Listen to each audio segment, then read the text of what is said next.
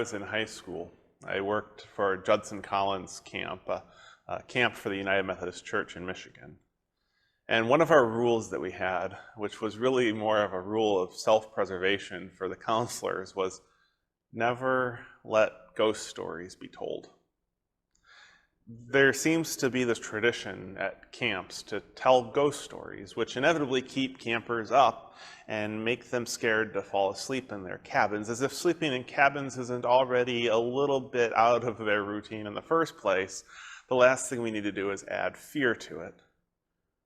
Some people said, is it because of it being a Christian camp that you don't want to tell ghost stories? And my answer was always, no, it's because it's a camp with kids and we want to sleep too.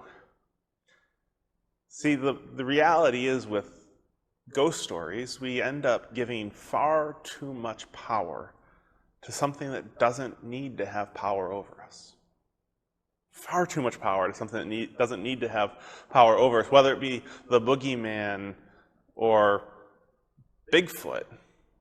Sometimes we just lend way too much power to something that doesn't need to have power. In James' letter to the early churches, he offers this advice in chapter 4, verse 7. Therefore, submit to God. Resist the devil, and he will run away from you. I love the simplicity of that passage. Resist the devil, and he'll run away from you. It's kind of like it is with the ghost stories. When we lend something more power than it really has, we tend to set up our own demise, like Satan or spiritual forces of wickedness, evil, however you want to give name to it. When we end up giving it more power over us than it really deserves or has, we end up giving our own selves the disadvantage. James's advice is perfect. Don't give credence to the devil. Don't turn to him.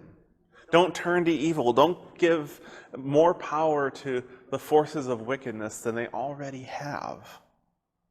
Instead, when you submit to God, when you turn to God and say, I am a child of God, nothing can change that, we give power where power is due.